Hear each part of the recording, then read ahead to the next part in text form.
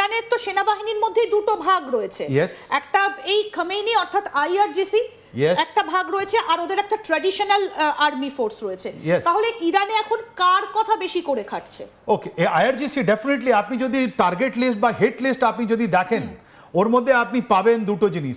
যতগুলো লোক মারা গেছে আজ পর্যন্ত 50 দিনের মধ্যে আলী খোমেনি থেকে আজ পর্যন্ত যারা মারা গেছে, আপনি যদি একটা লাইন টেনে দিন, একদিকে আইআরজিসি আছে, একদিকে ওদিকে বাসিত, যেটা ট্রেডিশনাল আর্মি বলা হয়, ট্রেডিশনাল আর্মিতে কেউ মারা যায়নি।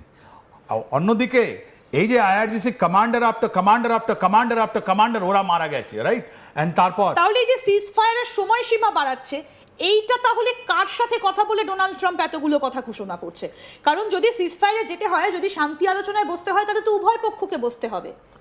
দেখুন, এই ট্রাম্পকে একটা স্নাবিং দেওয়া হয়েছে, তার মানে ট্রাম্পকে যখন ইরান রিফিউজ করলো এখন কি আমি তোমার সঙ্গে আলোচনায় বসবো না, এটা প্রথম আপনি দেখবেন কি আমি তোর ভয় করি না, তোমার যা করার আছে তুমি করে নাও। এটা মানে এটার ইমপ্লিকেশনটা আপনি বুঝুন। আমেরিকা যে যা বলতো ওই হতো, কিন্তু এটা প্রথমবার একটা ডেলিগেশন বলছে আমি তোমার কাছে আসবো না।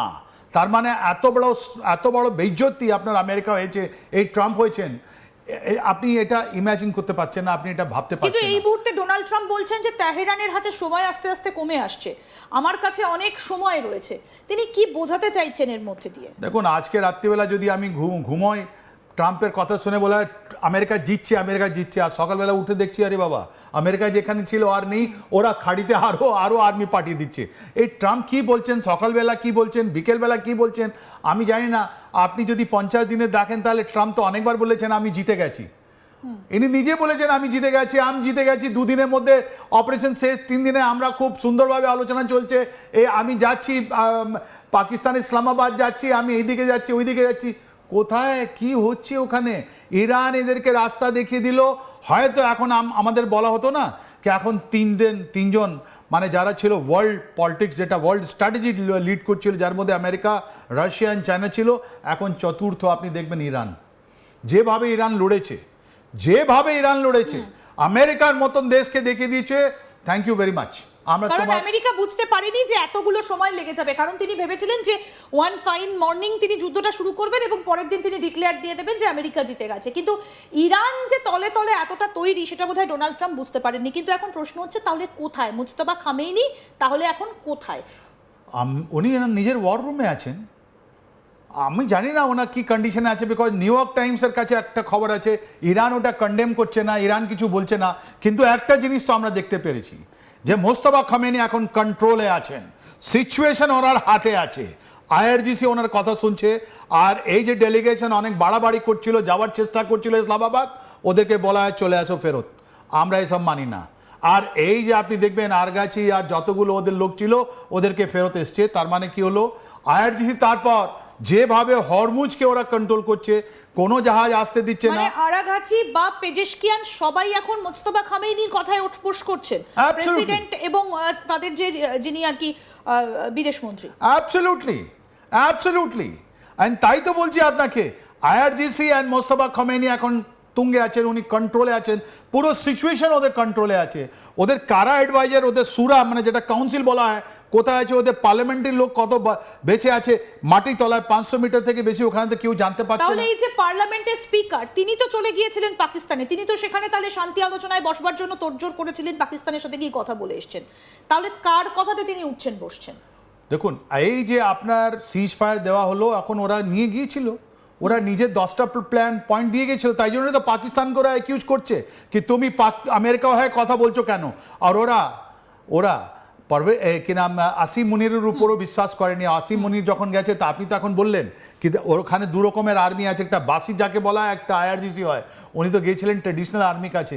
এনাকে আসিম মুনিরকে দূরে রাখা হয়েছে, আসিম মুনিরকে কিছু বলা হয় না। ওরা জানে কি উনি কোনো ইলেকট্রনিক জিনিস বা কোনো একটা জিনিস রেখে যাবেন, তারপর কি হবে, অনেক লোক ক্ষতি হয়ে যাবে। অনেক জায়গা ইসরায়েল যেটা আছে ইলেকট্রনিক ওয়ারফেয়ারে এত স্ট্রং আছে, যেরকম হিজবুল্লাহকে মারলো ওরা, পুরো লিডারশিপ শেষ করে দিল, এরা শেষ করে দেবে, তাই জন্য ওরা যায়নি। আপনি যে কথাটা বলছেন যে ওরা গেল কেন, ওরা গেল, ওরা ভেবেছিল যে আমেরিকা এখন ওদের কথা শুনে নেবে, তাই জন্য তো ওরা বারবার বলছে কি তুমি লেবাননের সঙ্গে কথা যুদ্ধ করো না। 10 দিনের জন্য হয়েছিল, তখন এখনও বেড়ে যাচ্ছে, এখনও যুদ্ধবিরতি চলছে আপনার লেবানন আর ইসরায়েলের মধ্যে। ইসরায়েল বলছে না লেবানন এটা কথা হবে না, কিন্তু প্রেসিডেন্ট ট্রাম্প বললেন না এটা শুনতে হবে। দ্বিতীয় ওরা বলেছিল যে আমার যতগুলো অ্যাসেটস আছে ওটা তুমি রিলিজ করে, $20 বিলিয়ন কথা হলো। তৃতীয় যখন ইউরেনিয়ামে কথা হলো তখন ইনি বলছেন ডাস্ট, তারপর অনেকগুলো অপশন দেওয়া হলো কি নিউক্লিয়ার ডাস্ট যেটা ইরানিয়ান মাটিতে আছে ওটা ইরানে থেকে যাবে, আইতে চলে যাবে, না আমেরিকা কিনে নেবে, না অন্য কোনো একটা দেশের কাছে যাবে এটা।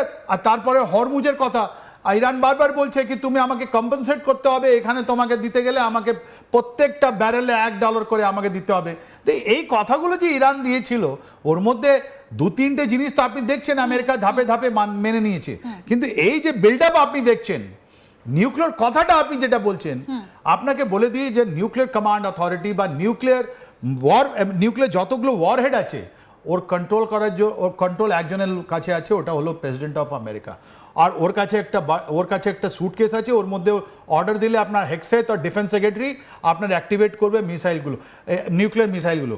এই নিউক্লিয়ার মিসাইলগুলো আপনার সামরিক বিমান দিয়ে, আপনার মিসাইল দিয়ে বা আপনার যেটা সাবমারিন দিয়ে, এটা ওরা বলে ট্রায়াড, এই ট্রায়াড থেকে ওরা ফায়ারিং করতে পারে, রাইট? আর একজনই ওটা অর্ডার দিতে হবে, ওকে কাউকে জিজ্ঞেস করতে হবে না, ওর নাম আছে ডোনাল্ড ট্রাম্প। তাই জন্যে পুরো বিশ্ব দিকে এখন চারদিকে এইটা কথা হচ্ছে কি যখন ডোনাল্ড ট্রাম্প এখন নিজের ওনাকে ইমপিচমেন্টের কথা বলা হচ্ছে, ওনাকে বলা হচ্ছে যে তোমার আমি কথা শুনি না, তো রিপাবলিকানরা এদের উপরে হাসছে, না নিজের পার্টিতে এনার সিচুয়েশন খারাপ হচ্ছে, তাহলে কি এখন ইনি কি নিউক্লিয়ার বোমা মারবেন? এই জন্যে তো আপনি প্রথম কথাটা বলছেন, and that is very important. কেন যেভাবে ইরান এনাকে স্নাবিং করেছে, যেভাবে এনাকে ইনসাল্ট করেছে, যেভাবে বলেছে আমি তোমাদের কাছে আসছি না, তোমার যা করার আছে তুমি খুশি করে নাও, তাহলে এই ডিপ্লোম্যাটিক ফেলিয়ার যেটা আছে ওর জন্য সরাসরি ইনি দায়ী। আর ওই ডিপ্লোম্যাটিক ফেলিয়ারের মধ্যে আড়ালে যদি এনার একটা দম্ভ হয়ে যায়, যদি এটা কিছু হয়ে যায়, তাহলে ইনি কি নিউক্লিয়ার বাটন এখন টিপবেন? এটাই বড় কথা।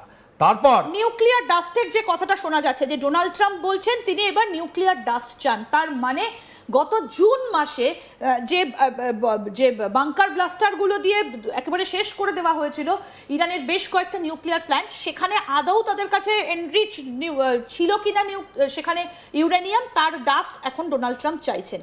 এটা কি ইরান শেষ পর্যন্ত দিতে রাজি হবে? কোনো রকম প্রমাণ কি তুলে দেবে ইরান? এইটাই জন্য তো আপনি আমেরিকাতে এতগুলো লোকের চাকরি গেল, কাউন্টার টেররিজম চিফ, আপনার আর্মি চিফ, ওদের এখন এই দিলেন সেক্রেটারি ওরা সবাই বলছে যে তোমরা জুন 2025-এ যখন তোমরা ফারদাওতে তোমরা করেছিল, মাদার অফ অল বাম যখন ড্রপ করেছিল, তোমরা বলেছিলে যে ওদের সেন্ট্রিফিউগাল জিনিস শেষ, ওদের যতগুলো ইউরেনিয়াম আছে খান হয়ে গেছে, তাহলে এই 480 কেজি ইউরেনিয়াম কোত্থেকে এসছে? ওরাই বলছে তোমরা বড় কথা বলেছো, তুমি আমাদের প্রেসিডেন্টকে মিসলিড করেছো, রাইট? তাহলে এই যে আপনার 480 কেজি যেটা আছে, এরকমই থমাহক মিসাইলের উপরে বা কোনো একটা জায়গা দিয়ে আপনার এরকম যেটা আপনি দেখাচ্ছেন, ঠিক এইভাবে আমেরিকা যেটা আছে এরকমই আপনার ওদের উপরে অ্যাটাক করবে, নিউক্লিয়ার অ্যাটাক করবে। দেখুন এটা মাশরুম, এটা আর দেখা যায় না, বিকজ আপনার কম্প্রিহেন্সিভ একটা ব্যান আছে, World War II, তারপরে কিছু জায়গায় দেখা গেল এরকম আর আপনি আর দেখতে পারবেন না।